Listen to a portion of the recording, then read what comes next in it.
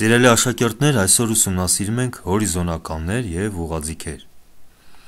Ահա այս երկնքի եւ երկրի միջև ընթացող գիծը համարված է անվանել որպես հորիզոն։ Եվ շախմատում նույնպես կողք կողքի տեղադրված դաշտերը մեկ տողի վրա կազմում են հորիզոնական։ Ահա այսպես։ Եվ ինչպես մեր թվերն են ցույց տալիս, շախմատում կան 8 հորիզոնականներ. առաջին, երկրորդ, երրորդ, չորրորդ, հինգերորդ հորիզոնական, 6-րդ, 7-րդ եւ վերջին 8-րդ հորիզոնականը։ Դասագրքային օրինակում պատկերված է կարմիր գծով 6-րդ հորիզոնականը, տեսեք 6-րդն է։ Կապույտով համապատասխանաբար 5-րդ հորիզոնականը եւ նարնջագույնով 4-րդ հորիզոնականը, տեսեք ստացանք մեր երկրի դրոշը, կարմիր կապույտ ծիրանագույն։ Դասագրքերում նույնիսկ համեմատական է անցկացվում այս երաժշտական հնգագծերից, սակայն հիշենք, որ շախմատում հորիզոնականները 8-ն են, այստեղ 5-ը, տեսեք։ Շախմատի սկզբնական դասավորությունում, օրինակ, սպիտակ ֆիգուրները գտնվում են առաջին հորիզոնականում, սպիտակ զինվորները երկրորդ հորիզոնականում, մինչդեռ սև ֆիգուրները գտնվում են 8-րդ հորիզոնականում, սև զինվորները 7-րդ։ Հորիզոնականներից բացի շախմատում կան ներքևից վերև եւ վերևից ներքև ընթացող գծեր։ Սրանք կոչվում են ուղղաձիգեր։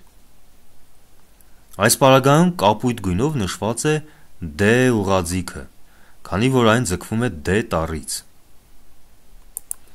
Ահա այսպես։ Սպիտակով մենք տեսնում ենք E ուղղաձիգ, այս ամբողջ դաշտերի շարանը, այս սյունակը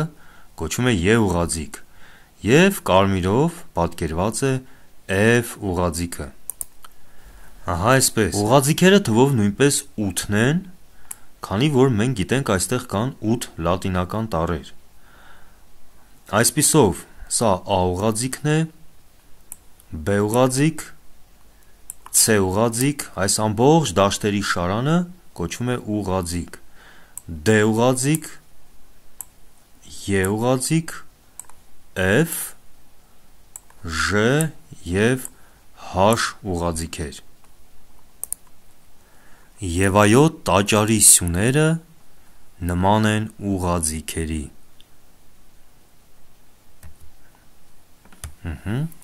Եկեք համեմատական անցկացնենք, տեսեք բոլորը ներքևից վերև ընթացող գծեր են։ Հիմա եկեք պատկերենք որևէ ուղղաձիգ, ենթադրենք E ուղղաձիգը, այսպես, եւ հաշվենք քանի դաշտ, քանի վանդակ կա մեկ ուղղաձիգի մեջ։ 1, 2, 3, 4, 5, 6, 7, 8, իհարկե 8, քանի որ թվով նրանք հորիզոնականներ նույնպես 8-ն են, տեսեք։ Իսկ հիմա տեսնենք, որ դաշտերից է բաղկացած E ուղղաձիգը։ Ահա ամբողջ ուղղաձիգը, այս բոլոր դաշտերը կազմում են E ուղղաձիգը, դրանք են E1 դաշտը, E2, E3, E4, E5, E6, E7, E8։ Նույն սկզբունքով գտնենք հորիզոնականները, ենթադրենք 4-րդ հորիզոնականը, ահա եւ նա,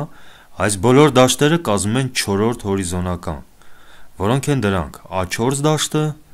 B4, C4, D4, E4, F4, G4 եւ H4 դաշտերը։ Այս բոլոր դաշտերը կազմում են 4-րդ հորիզոնական։ Հիշենք նախորդ դասին, երբ մենք փորձում ենք գտնել դաշտի անվանումը, օրինակ, որ դաշտում է գտնվում ձին, մենք ի սկզբանե գտնում ենք ուղղաձիգը, E ուղղաձիգի 5-րդ հորիզոնականում։ Փաստորեն ձին գտնվում է E5 դաշտում, այս դաշտը E5-ն էր։ Եվս մեկ հնարավորություն խաղային միջոցներով ամրապնդել գիտելիքները, սա վերաբերում է հորիզոնականներին, եւ խնդրեմ հերթական QR կոդը ինչպես ամրապնդել մեր գիտելիքները ուղղաձիգերի վերաբերյալ։ Եվ ապա անցնենք վարժություն տետրերի վարժություններին, քանի ուղղաձիգ եւ հորիզոնական գոյություն ունի խաղադաշտի վրա, եկեք գրենք պատասխանը, նախ հիշելով, որ հորիզոնականները, ինչպես տեսնում ենք, 8-ն են, ահա 8 հորիզոնական, նույնիսկ թիվը հուշում է։ Գրում ենք պատասխանը 8 եւ ուղղաձիգերը, քանի որ շախմատի դաշտը ինքը քառակուսի է, եթե հորիզոնականները 8-ն են, ապա ուղղաձիգերը նույնպես։ Նաեւ հիշելով, որ մենք սովորել ենք 8 լատինական տառեր։ 8 հորիզոնական եւ 8 ուղղաձիգ։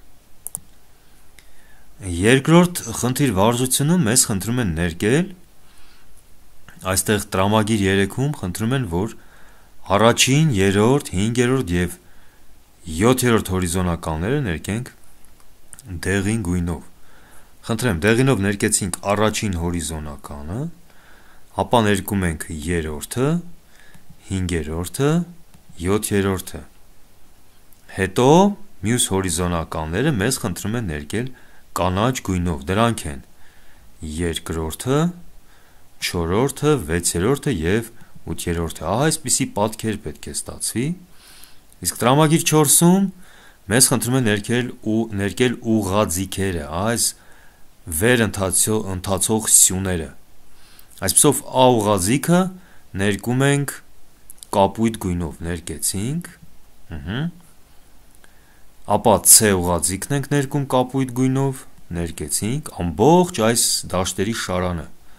սրանք սա համարվում են ուղղաձիգ։ E ուղղաձիգն ենք ներկում կապույտով